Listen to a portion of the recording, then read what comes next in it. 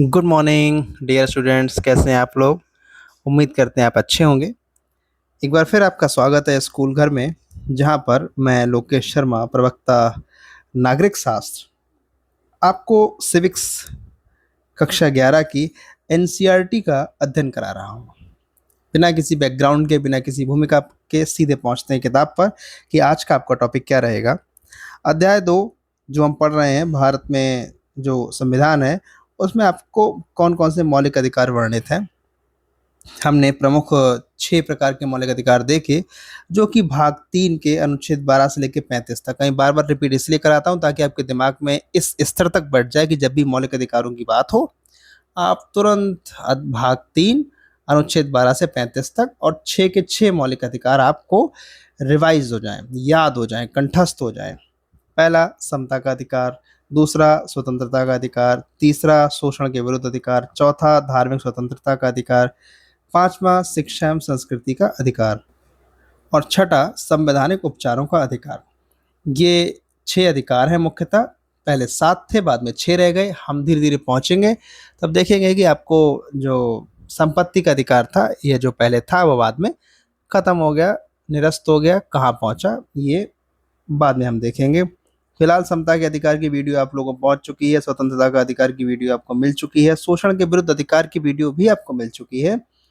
और अब हमारी जो चौथा अधिकार है उसकी वीडियो हम बना रहे हैं, जिसमें हम आपको पूरा का पूरा जो कक्षा 11 के स्तर की चीज़ें हैं वो हम बताएंगे आपको। चलिए थोड़ा सा आपको डिटेल देते हैं। भाग 3 के अनुच्छेद 25, 26, 27 और 28, ये 4 अनुच्छेद हैं जो धार्मिक स्वतंत्रता की बात करते हैं। और ये चारों अनुच्छेद सामान्यतः हर व्यक्ति पढ़ता है, जिनमें से महत्वपूर्ण है अनुच्छेद 25, सबसे इम्पोर्टेंट 25 है। और कक्षा 11 के विद्यार्थी होने के नाते एनसीईआरटी आपको सिर्फ 25 ही पढ़ाती है, वह 26, 27 और 28 नहीं पढ़ाती है। इसलिए हम इस वीडियो में 26, 27 और 28 को बहुत छोटे स्तर पर देखेंगे, ना के बराबर। केवल इतना कि उसमें लिखा क्या गया है आपको याद रहे, अच्छी बात है, नहीं याद रहे कोई बात नहीं। ठीक, हम धूमधाम से 25 पढ़ेंगे। क्यों? क्योंकि कक्षा 11 के बच्चे से हम यही उम्मीद करते हैं कि वह केवल और केवल टॉपिक पर अपनी समझ विकसित कर सके। अभी उतनी तकनीकी जानकारी हासिल करने की ना उसकी उम्र है और ना उसका मानसिक विकास हुआ है। ठीक, तो सीधे चलते हैं किताब पर। आइए, यहाँ है आपकी किताब सिविक्स और कक्षा 11। चलिए सीधे हम उसी टॉपिक पर पहुंचे हैं। चैप्टर नंबर जो आपका दूसरा है, संविधान में मौलिक अधिकार या संविधान में अधिकार, उसमें जो धार्मिक स्वतंत्रता का अधिकार है उस पर हम सीधे चलते हैं। देखिए, अब मैं प्रयास ये करूंगा कि बाई हुक और क्रुक मैं आपको समझ विकसित करूं कि ये धार्मिक स्वतंत्रता क्या होती है। आप धार्मिक स्वतंत्रता ही क्यों पढ़ रहे हैं? शोषण आपने देख लिया, किसी प्रकार का शोषण ना हो, लेकिन धार्मिक स्वतंत्रता ही इतनी महत्वपूर्ण क्यों है कि हमको अलग से संविधान में इसके लिए अनुच्छेद देना पड़ा, अनुच्छेद 25। तो कुछ कहानियों के माध्यम से हम आपको समझाएंगे।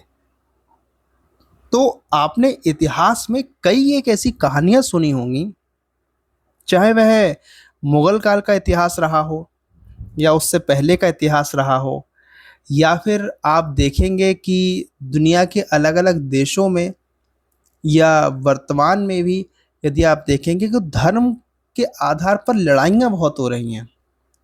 एक धर्म अपने आप को दूसरे धर्म से ऊंचा समझ रहा है। ठीक, और ऐसे में वे प्रयास ये करते हैं कि उसके मानने वालों की संख्या अधिकतम हो। ऐसे में मान के चलो ए धर्म का व्यक्ति और बी धर्म का व्यक्ति है, ए ये चाहता है कि बी मेरा धर्म मान ले, बी ये चाहता है कि ए मेरा धर्म मान ले। यह धार्मिक लड़ाई रहती है आपस में।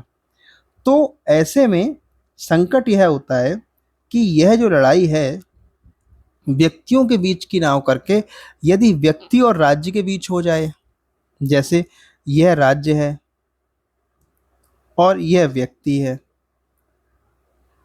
राज्य बोले कि आपको ये धर्म मानना है, व्यक्ति बोले हम नहीं मानेंगे। ये बताइए राज्य और व्यक्ति में कौन ताकतवर है? राज्य।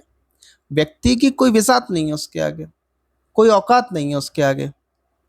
राज्य इंपॉर्टेंट है, राज्य के पास पुलिस है, राज्य के पास सेना है, राज्य के पास अदालतें हैं, राज्य के पास स्वास्थ्य सेवाएं हैं, राज्य के पास शिक्षण संस्थान है, राज्य के पास हथियार है।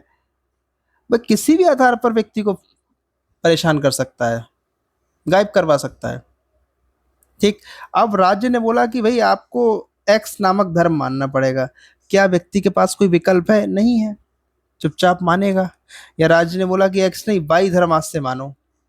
तो ऐसी कई एक कहानियां प्रचलित हैं, खासकर तब जब राजा लोग हुआ करते थे, कि राजा एक धर्म मानते हैं तो पूरी प्रजा को वही धर्म मानना पड़ेगा। ठीक।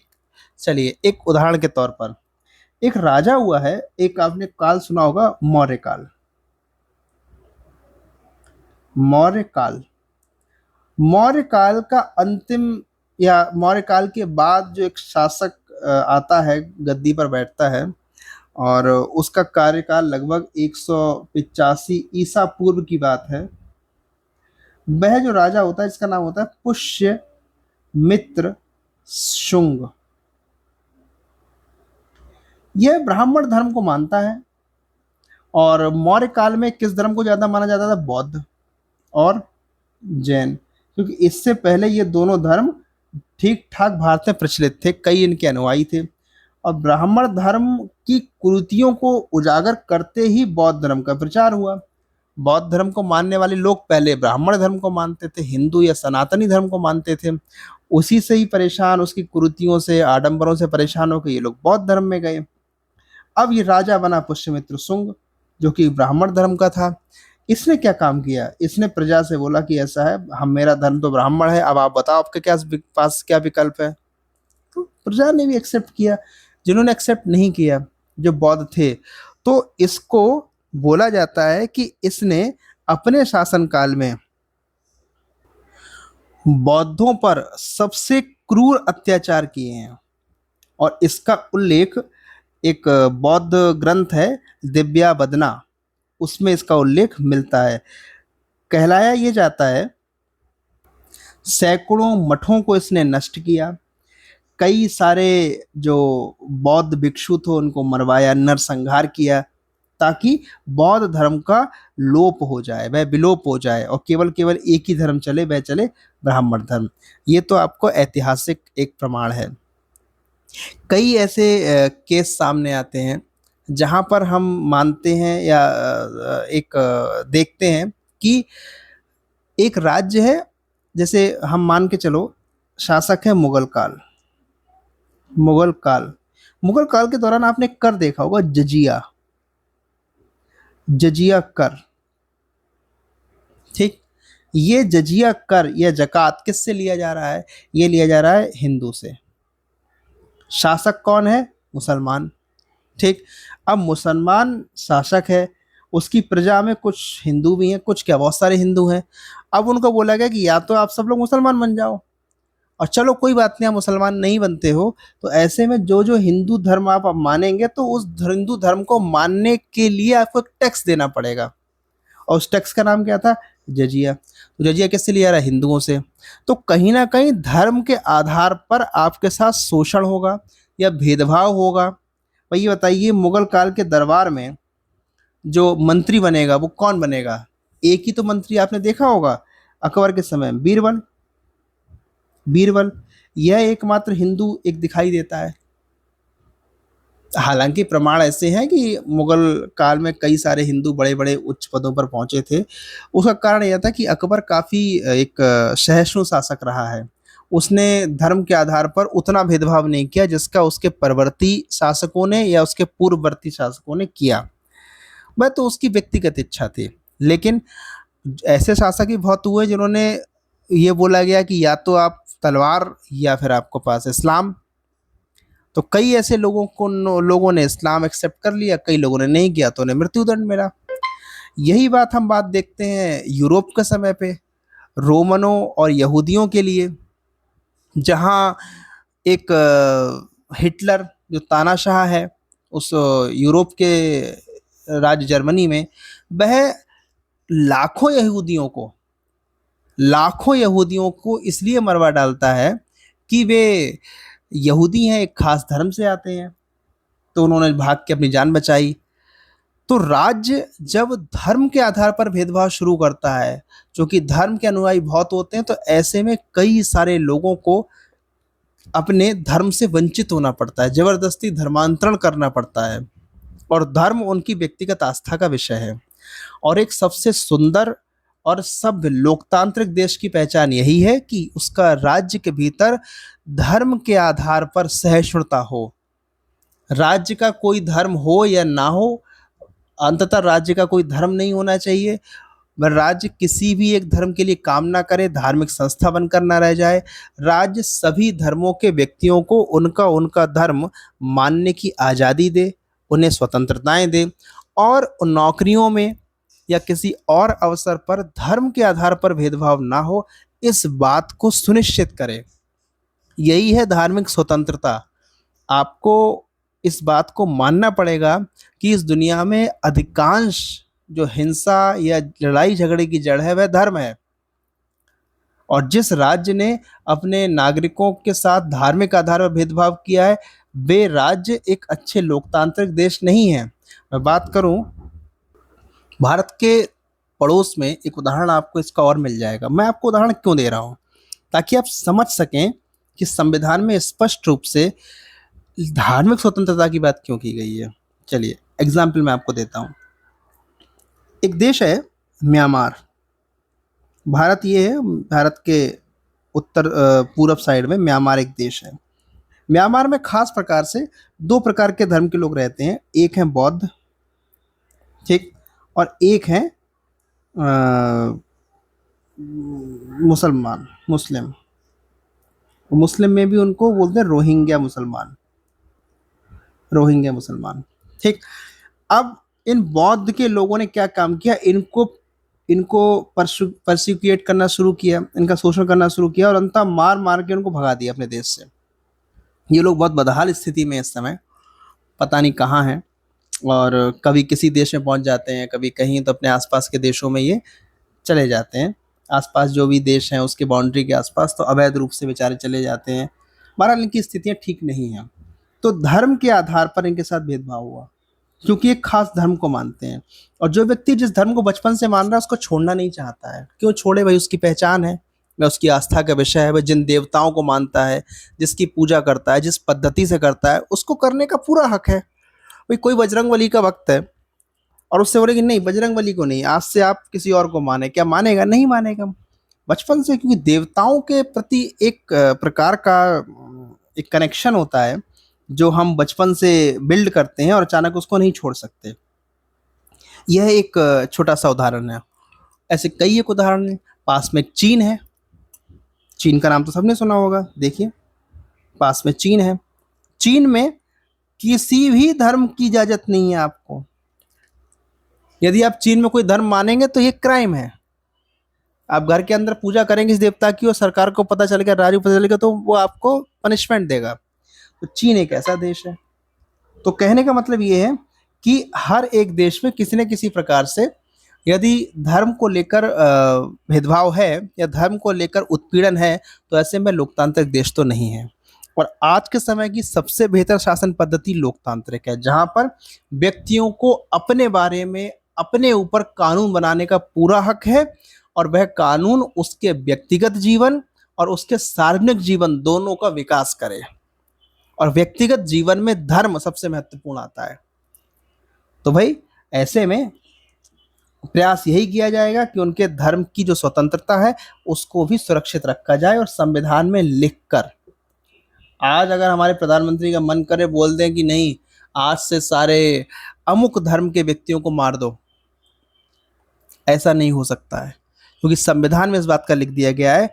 तो अब हम देखते हैं कि आपकी एनसीईआरटी क्या कह रही है। तो सबसे पहले तो ये ड्राइंग को हटाया जाए ताकि आप अच्छे से पढ़ सकें। जिसके पास पुस्तक है वह पुस्तक में देखे, और जिसके पास पुस्तक नहीं है वह इसमें देखता रहे अपनी स्क्रीन पर। तो क्या लिखा है इस संविधान के अनुसार प्रत्येक व्यक्ति को अपनी पसंद के धर्म का पालन करने का अधिकार है। आपको पसंद है हिंदू धर्म, आप उसका पालन कर रहे हैं, इट्स ओके। ये भी हो सकता है कि आज से आपको हिंदू धर्म नहीं इस्लाम धर्म अच्छा लगता है तो आप उसका पालन कर सकते हैं। और इस स्वतंत्रता को लोकतंत्र का प्रतीक माना जाता है। जिस देश में स्वतंत्रता मिलती है उस देश में लोकतंत्र है। मैं आपको बता चुका हूँ, लोकतंत्र का मतलब ही होता है सहिष्णुता, बर्दाश्त करने की ताकत, कि कोई व्यक्ति किसी धर्म को मान रहा है, कोई व्यक्ति किसी धर्म को मान रहा है, और वो एक दूसरे को बर्दाश्त कर रहे हैं। हो सकता है आपका कोई दोस्त मुस्लिम हो, या आपका हो सकता है कोई हिंदू हो यदि आप मुसलमान हैं, या हो सकता है कोई पंजाबी हो, या हो सकता है कोई सिख इस्लाम सॉरी क्रिश्चियन हो, और आपकी अच्छी दोस्ती है, साथ में खाना खाते हो, घूमते फिरते हो, और आपको अच्छे से पता है ये अलग धर्म का है, उसका पता है अच्छे से अलग धर्म का, फिर बर्दाश्त कर रहे हो एक दूसरे को, दोस्ती है कि ठीक है आप अपना कोई भी धर्म मानिए, आप अब ईद मनाइए, हम दिवाली मनाएंगे, कोई दिक्कत नहीं है। यही तो लोकतंत्र की खूबसूरती है कि आप बर्दाश्त करें एक दूसरे को। तो इतिहास गवाह है कि दुनिया के अनेक देशों के शासकों और राजाओं ने अपने अपने देश की जनता को धर्म की स्वतंत्रता का अधिकार नहीं दिया, उनको मार डाला या अलग धर्म को मानने के लिए विवश किया गया, ठीक है। और शासकों द्वारा मान्य धर्म को स्वीकार कर लें, ये उन्हें एक विकल्प दिया गया। मैंने क्या बोला कि मौर्य काल में यदि कोई शासक हो गया शुंग, पुष्यमित्र शुंग, तो सब लोग अब बौद्ध ब्राह्मण धर्म को अपना लें। उसके बाद मान लो बन के चला कोई खारवेल आ गया, तो उसने कहा भाई जैन धर्म को अपनाओ। अशोक आ गए तो उन्होंने अपना धर्म चलाया। तो ऐसे में हर शासक ये चाहता था कि उसके धर्म से ही पूरी जनता वही धर्म माने। यह नहीं होना चाहिए। लोकतंत्र में अपने इच्छा के अनुसार धर्म को पालन करने की स्वतंत्रता का विकल्प हमेशा खुला रहना चाहिए, यही बुनियादी सिद्धांत के रूप में स्वीकार करना चाहिए। तो ये आपको समझ में आ गया कि हमें ये अधिकार की आवश्यकता क्यों पड़ी। अब देखते हैं आपका संविधान क्या कहता है। तो संविधान का अनुच्छेद 25 इस बात को बोलता है कि आपको अपना धर्म चुनने, उसका पालन करने का अधिकार है। धार्मिक स्वतंत्रता में अंतःकरण की आपके अंदर से क्या आ रहा है, आपके अंदर से आ रहा है कि मैं ईश्वर के इस रूप को मानता हूँ, आपके मन में आ रहा है कि मैं अल्लाह को मानता हूँ, आपके मन में आ रहा है कि मैं ईसा मसीह को मानता हूँ, आपके मन में आ रहा है मैं इनको अपने सिख धर्म के जो प्रवर्तक हैं, संस्थापक हैं, गुरु गोविंद सिंह जी, मैं उनको मानता हूँ। उसी के हिसाब से आप रीति रिवाज करते हैं। ऐसे कई एक धर्म है, जैन धर्म है, बौद्ध धर्म है, तो आप उसके हिसाब से अपना काम कर सकते हो। ये आपका अंतर निर्णय है। तो यह निर्णय ले सकता है कि वह किसी भी धर्म का पालन नहीं करेगा, यह भी निर्णय ले सकता है कि वह किसी धर्म को नहीं मानता, मैं नास्तिक हूँ, मैं ईश्वर को ही नहीं मानता, ये भी एक विकल्प खुला रहता है। सब उसकी इच्छा है। तो लिखा है कि सभी व्यक्तियों को अपने धर्म को आबाद रूप से मानने, उसके अनुसार आचरण करने और प्रचार करने का समान हक होगा। ठीक है, ये है अनुच्छेद 25। अब अनुच्छेद 25(1) क्या कहता है? वह यह कहता है कि यह जो आपको स्वतंत्रता है ना, कि धर्म को मानने की, प्रचार करने की, प्रसार करने की, ये असीमित नहीं है। इस पर कुछ सीमाएं हैं, कुछ प्रतिबंध भी लगते हैं। क्या? लोक व्यवस्था, नैतिकता, स्वास्थ्य के आधार पर धार्मिक स्वतंत्रता पर प्रतिबंध लगा सकती है। कौन? सरकार। लोक व्यवस्था मतलब पब्लिक ऑर्डर। अब आप अपने धर्म के नाम पर कोई ऐसा काम नहीं कर सकते जिससे लोक व्यवस्था पर खतरा पहुंचता हो। जैसे कोई बोले कि नहीं, हमारे धर्म में तो नरबलि दी जाती है, हम एक आयोजन करेंगे और उसमें 51 पुरुषों की बलि दी जाएगी, सरकार कहेगी जेल में डाल देंगे हम आपको। लोक व्यवस्था पर कोई संकट नहीं होना चाहिए। नैतिकता, अनैतिक नहीं होना चाहिए। उदाहरण के तौर पर जिसे हम तांत्रिक परंपरा कहते हैं, तो उनकी साधना में जो 5 माह हैं, 5 मकार या पंच मकार बोलते हैं, उनमें क्या क्या था? मद्य है, शराब, मांस खाना, मत्स्य मछली, मुद्रा मतलब पैसा, मैथुन मतलब संभोग, सेक्स जिसे बोलते हैं, और इन सब तरीकों से उनकी पूजा अर्चना होती है। ये सब अनैतिक चीज़ों में आते हैं, तो यह भी नहीं होना चाहिए। ठीक, कल को कोई बोल दे कि हम एक जुलूस निकाल रहे हैं और उस जुलूस में हम कंकाल टांग के भागेंगे या कंकाल टांग के चलेंगे, ये भी चीज़ ठीक नहीं है। दूसरी बात, स्वास्थ्य पर किसी का असर नहीं होना चाहिए।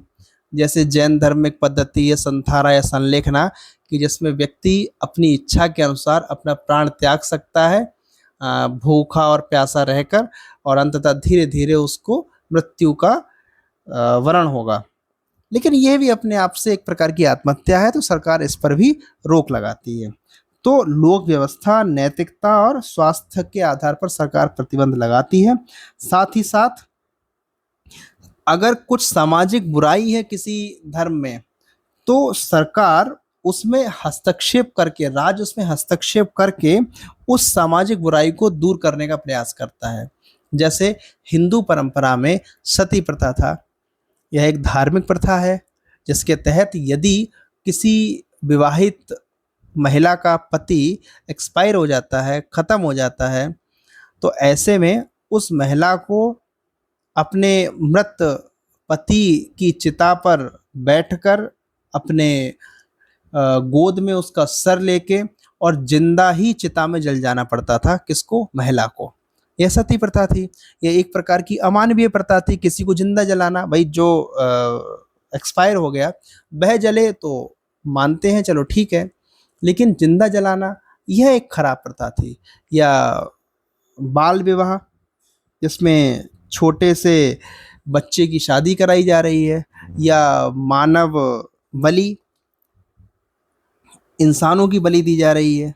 कोई ऐसे धर्म है तो उनको रोक लगा सकती है कि ये चीज़ें ठीक नहीं हैं। तो ऐसे में सरकार हस्तक्षेप कर सकती है, और ये हस्तक्षेप धार्मिक स्वतंत्रता पर रोक नहीं लगा रहा है। आप ये बोले कि नहीं हमारा धर्म है, हम कुछ भी करें, सरकार रोक नहीं लगा सकती, स्वतंत्रता है, तो बिल्कुल नहीं भाई।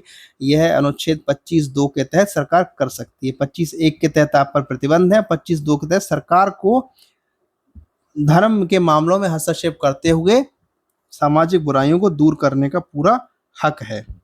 ठीक है, लेकिन होता क्या है जब सरकार ऐसे किसी मामले पर रोक लगाती है, जैसे मस्जिदों के ऊपर से लाउड स्पीकर हटाना ताकि ये जो नॉइज पॉल्यूशन हो रहा है, तो इस पर विवाद हुआ कि भाई हमारे धर्म का मामला था, हम अजान करते थे और सबको कॉल करना है कि अब टाइम हो गया है, आ जाइए, नमाज का वक्त हो गया है।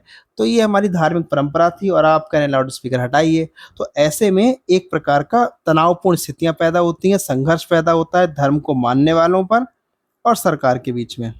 ठीक है, तो लिखा है कि जब भी किसी धार्मिक समुदाय कुछ क्रियाकलापों पर सरकार नियंत्रण लगाती है, तो उनको यह महसूस होता है कि उनके धर्म में ये एक हस्तक्षेप है। जैसे एक आप जब राज्य के नीति निर्देशक तत्व डीपीएसपी पढ़ेंगे तब उसमें एक अनुच्छेद है, अनुच्छेद 44। अनुच्छेद 44 सरकार को यह निर्देश देता है कि जब समय हो आपके पास, जब आपके पास संसाधन हो, तब आप यूसीसी लागू करेंगे, uniform civil code. Uniform civil code क्या होता है कि जिसमें हिंदुओं के लिए और मुस्लिम्स के लिए, दोनों के लिए एक प्रकार के ही नियम बनाए जाएंगे। और लोकतंत्र कहता भी यही है कि दोनों को एक साथ नियम होने चाहिए। हालांकि फिलहाल दीवानी मामलों में हिंदुओं के लिए अलग नियम, मुसलमानों के लिए अलग नियम है।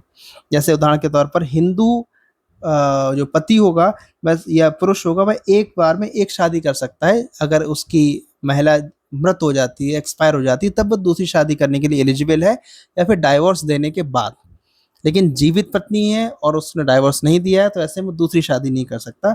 जबकि मुस्लिम महिलाओं में या मुसलमानों में 4 शादियां करने के लिए एलिजिबल है मुस्लिम पर्सनल लॉ के तहत। ऐसे ही उनके उत्तराधिकार के नियम है। तो यहाँ पर मुसलमानों के अलग है, हिंदुओं के अलग है। तो ये जो नियमों में एकता होनी चाहिए, समता होनी चाहिए, ये राज्य कर सकता है। क्या लाके? यूसीसी लाकर, यूनिफॉर्म सिविल कोड, समान नागरिक संहिता लाकर ये कर सकता है। और यह विवाद का विषय है। क्यों? उनको ये लगता है मुस्लिम्स को कि हमारे मामलों में हस्तक्षेप कर रही है सरकार, यह हमारा अलग मामला था लेकिन सरकार इसमें हस्तक्षेप कर रही है। तब ये राजनीतिक विवाद का विषय बन जाता है कि कौन सी पार्टी मुसलमानों के फेवर में है, कौन सी पार्टी मुस्लिम्स के अगेंस्ट है, कौन क्या काम कर रहा है। तो एक प्रकार का ये राजनीतिक मुद्दा बनता है। खैर, संविधान ने सभी को अपने धर्म का प्रचार करने की स्वतंत्रता दी है। सभी लोग अपने अपने धर्म का प्रचार भी कर सकते हैं कि भाई हमारा धर्म अच्छा है, हमारे देवता इतने अच्छे, हमारे देवता जल्दी सुन लेते हैं। तो ये सब कुछ कर सकता है। ठीक है, इसमें एक धर्म से दूसरे धर्म में परिवर्तन भी अलाउ है, लेकिन वह व्यक्ति की खुद की इच्छा से होना चाहिए, जबरदस्ती नहीं। ठीक है? भय से नहीं या लालच से नहीं। कोई बोल दे हम आपको 10 लाख रुपए देंगे, आप हिंदू धर्म एक्सेप्ट कर लीजिए या मुस्लिम धर्म एक्सेप्ट कर लीजिए, या भय के द्वारा कि नहीं अगर नहीं करोगे तो हम आपको समाज में नहीं रहने देंगे, हम आपके हुक्का पानी बंद करेंगे, हम आपको ज़बरदस्ती धमकाएँगे, आपके बच्चे सुरक्षित नहीं रहेंगे, चुपचाप इस्लाम धर्म एक्सेप्ट कर लो या सिख धर्म एक्सेप्ट कर लो या हिंदू धर्म एक्सेप्ट कर लो। तो ऐसे में संविधान जबरन धर्म परिवर्तन की इजाज़त नहीं देता है। ध्यान रखना, जबरन धर्म परिवर्तन नहीं, अपनी इच्छा पर, ठीक है? वह हमें केवल अपने धर्म के बारे में सूचनाएँ प्रसारित करने का अधिकार देता है, और हम केवल एक प्रकार का एक दुकान है, दुकान खोल के आप अपना प्रचार कर सकते हो कि हमारी दुकान पे ये अच्छा है, ये अच्छा है। आप दूसरे की दुकान से ज़बरदस्ती कस्टमर खींच के नहीं ला सकते हो। आप बस ये दिखा सकते हो कि नहीं हमारी दुकान पे पैसा कम है। धर्म एक प्रकार की दुकान ही होती है, ठीक? और हर धर्म चाहता है कि उसके कस्टमर ज़्यादा से ज़्यादा हों, उसकी कहानियों जो कल्पनाएँ या मिथक कहानियाँ उन पर ज़्यादा से ज़्यादा लोग यकीन करें। तो ऐसे में यह प्रयास हर धर्म का व्यक्ति या हर धर्म के जो धर्मावलंबी होते हैं वो करते हैं। अब थोड़ा अलग टॉपिक है कि सभी धर्मों की समानता। ऐसे में जब आपने देखा कि संविधान हर व्यक्ति को अपने धर्म की इजाज़त दे रहा है, तब राज्य का क्या काम है? राज्य इसमें क्या कर सकता है? तब सरकार का काम क्या है कि विभिन्न धर्मों के साथ समानता का बर्ताव करे, किसी धर्म के साथ छोटा या बड़ा बर्ताव ना करे, भेदभाव ना करे, सभी धर्मों के साथ एक जैसा बर्ताव करे, सर्वधर्म समभाव की नीति अपनाए, सभी धर्मों के साथ एक समान भावनाएं होनी चाहिए उसकी, ठीक है? किसी भी विशेष धर्म का पक्ष नहीं लेगी राज्य या सरकार, ठीक है? क्योंकि भारत का कोई भी राजकीय धर्म नहीं है, ध्यान रखना, भारत का कोई राजकीय धर्म नहीं है। ये जो लोग कहते होंगे कि नहीं जब भारत और पाकिस्तान अलग-अलग हुए तो मुसलमानों के लिए पाकिस्तान हो गया और हिंदुओं के लिए भारत हो गया, ऐसा नहीं है। भारत सभी के लिए है। भारत का कोई धर्म नहीं है। भारत कैसा है? धर्मनिरपेक्ष है, धर्म से अलग है। वहाँ के नागरिकों का धर्म हो सकता है लेकिन राज्य का धर्म नहीं है। और जिन-जिन राज्यों का धर्म होता है तो वहाँ जो नागरिक हैं उनके पास कोई विकल्प ही नहीं रहता है, उन्हें चुपचाप वही धर्म मानना पड़ेगा। उदाहरण के तौर पर हमारा पड़ोसी पाकिस्तान, वहाँ का राजकीय धर्म मुस्लिम है, तो ऐसे में वहाँ के जो हिंदू लोग हैं, वो उनकी संख्या आज़ादी के समय ठीक-ठाक थी जब बँटवारा हुआ, लेकिन बाद में धीरे-धीरे उनकी संख्या न्यूनतम होती गई और फिलहाल लगभग ना के बराबर है। तो भारत के जो राष्ट्रपति हैं, प्रधानमंत्री हैं, न्यायाधीश हैं या अन्य किसी सार्वजनिक पद पर कार्य करने के लिए हमें किसी धर्म विशेष का सदस्य होना ज़रूरी नहीं है। ऐसे में जब हमारा राजकीय धर्म कोई है ही नहीं, तब राष्ट्रपति बनने के लिए आपको धार्मिक योग्यता नहीं चाहिए, जैसे मुगल काल में होता था या जैसे और मौर्योत्तर काल में या मौर्य काल में या हर्ष के समय ऐसा होता था। ऐसा या बौद्ध धर्म के कोई उस समय रहा होगा, उसके काल में होता था, ऐसा नहीं हो सकता। ठीक, आपको किसी भी धर्म का हो, भारत में किसी भी सार्वजनिक पद पर पहुँच सकते हो। जैसे आपने देखा होगा कि जब भी किसी नौकरी की वैकेंसी मिलती है, निकलती है, तब उसमें धर्म कोई कैटेगरी नहीं है कि आपका क्या धर्म है। हिंदू धर्म के लोग हैं तभी आप अप्लाई करेंगे उसमें वैकेंसी पर, जॉब पर। ऐसा नहीं हो सकता। आप किसी भी धर्म के हो, आराम से आप प्रधानमंत्री कोई भी धर्म का हो, राष्ट्रपति किसी भी धर्म का हो। देखिए, अब राष्ट्रपति इस समय द्रौपदी मुर्मू हैं, हमारी माननीय आदरणीय श्रीमती द्रौपदी मुर्मू जी हैं राष्ट्रपति, और प्रधानमंत्री श्री नरेंद्र मोदी जी हैं। इससे पहले डॉक्टर एपीजे अब्दुल कलाम भी एक राष्ट्रपति रहे हैं, श्री जाकिर हुसैन जी भी राष्ट्रपति रहे हैं। तब ऐसे में हम देखते हैं कि हिंदू भी हैं, मुस्लिम भी हैं, आदिवासी समुदाय से भी हैं, महिला भी हैं, पुरुष भी हैं, तो कोई फ़र्क नहीं पड़ता आप किस धर्म के हैं। ठीक है? तो समानता के अंतर्गत हमने देखा था कि धार्मिक आधार पर सरकारी नियुक्तियों में धार्मिक आधार पर कोई भेदभाव नहीं करे। ये बताइए अनुच्छेद कौन-सा है? अनुच्छेद था यह अनुच्छेद 16 कि सरकारी नौकरियों में धार्मिक आधार पर या किसी भी आधार पर भेदभाव नहीं होगा। यह समानता का अधिकार था अनुच्छेद 14 से लेके 14, 15, 16, 17 और 18, जो 16वां जो था वो यही था, सरकारी नौकरियों में समानता की बात होगी। ठीक है? साथ ही साथ राज्य द्वारा संचालित शैक्षणिक संस्थाओं में ना तो किसी धर्म का प्रचार किया जाएगा और ना ही धार्मिक शिक्षा दी जाएगी। वे शिक्षण संस्थान जो राज्य द्वारा संचालित है, अर्थात गवर्नमेंट एजुकेशन है, राजकीय विद्यालय हैं, प्राथमिक विद्यालय हैं, उनमें कोई प्रेयर ऐसी नहीं होगी, उसमें कोई भी टीचर आपसे ये नहीं कहेगा कि आप इस धर्म को मानिए। किसी प्रकार की ऐसी प्रेयर नहीं होगी जो किसी एक खास धर्म की प्रार्थना हो। ऐसी प्रार्थना होगी जो धर्मनिरपेक्ष हो, जो हर धर्म का बच्चा प्रार्थना में अपीयर हो सके। साथ ही साथ प्रार्थना करते या कराते टाइम आप किसी बच्चे से ये नहीं बोल सकते कि आप हाथ जोड़िए या कुछ भी है। बच्चे की अपनी इच्छा है, वह प्रार्थना में हाथ जोड़ के खड़ा हो या हाथ पीछे करके खड़ा हो, क्योंकि हो सकता है कि आप हिंदू धर्म के बच्चे हाथ जोड़ते हैं, मुस्लिम धर्म के बच्चे नहीं जोड़ते हैं, तो आप बाध्य नहीं कर सकते। तो ये सारी जो चीज़ें हैं, ये किस की तरफ इशारा करती हैं? धर्मनिरपेक्षता की ओर। ठीक है, तो भारत कैसा है? धर्म निरपेक्ष है। अब बात करते हैं अनुच्छेद 26, 27 और 28 की। मैं एक एक लाइन बोलूंगा, थोड़ा समझा दूंगा, बस बात खत्म हो जाएगी। अनुच्छेद 26 कहता है, चलो कहाँ लिखूं, यहाँ लिख देता हूँ।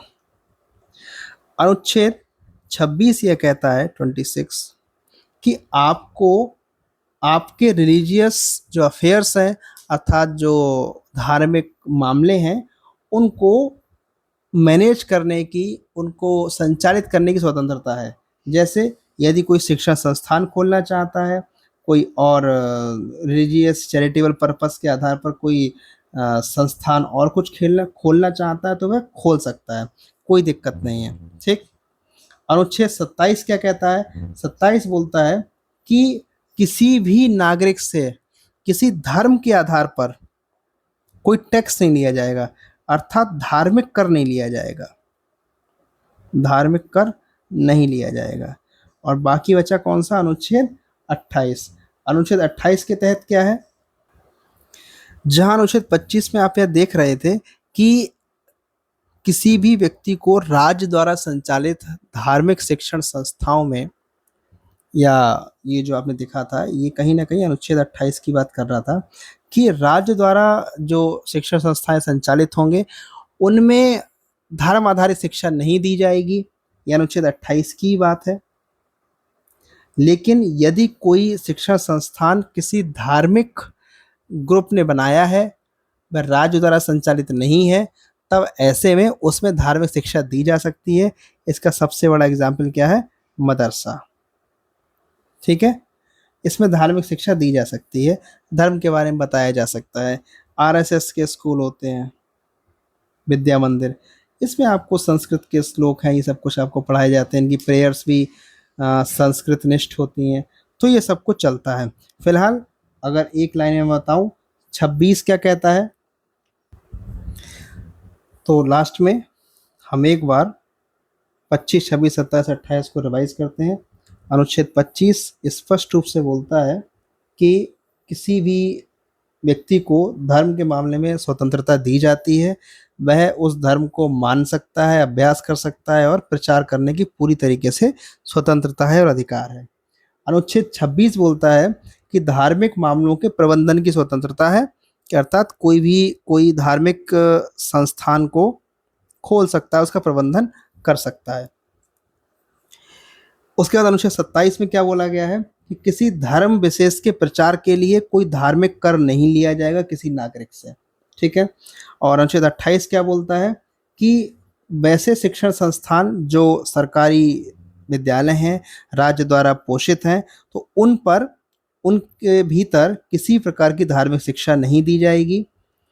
ऐसे विद्यालय जो राज्य द्वारा वित्त पोषित नहीं है, राज्य द्वारा संचालित नहीं है, उनमें धार्मिक शिक्षा दी जा सकती है। और ऐसे विद्यालय जो शैक्षणिक संस्थान हैं जो राज्य द्वारा वित्त पोषित हैं, उनमें किसी भी बच्चे को धार्मिक पूजा या अर्चना में शामिल होने के लिए बाध्य नहीं किया जाएगा, अर्थात उन्हें इस प्रकार की स्वतंत्रता है या अधिकार है कि वह उस पूजा में शामिल हो या ना हो। तो ये आपके 4 थे, जिनमें से केवल आपकी किताब में अनुच्छेद 25 के बारे में डिटेल से दिया हुआ था। 26, 27, 28 को आपसे पूछने की अपेक्षा नहीं है, ये बड़ी क्लासेस में होता है। अब इसमें एक एक्सरसाइज है छोटी सी, खुद करें और खुद सीखें। अपने गांव या शहर में होने वाले सार्वजनिक धार्मिक गतिविधियों की सूची बनाएं। आपके घरों के आसपास क्या क्या धार्मिक गतिविधि होती हैं, जैसे आपने देखा होगा कि जो मंदिर हैं वहाँ पर कभी रामायण का पाठ होता है, या कोई खिचड़ी का त्योहार होता है तो अक्सर लोग वहाँ खिचड़ी बांटते हैं।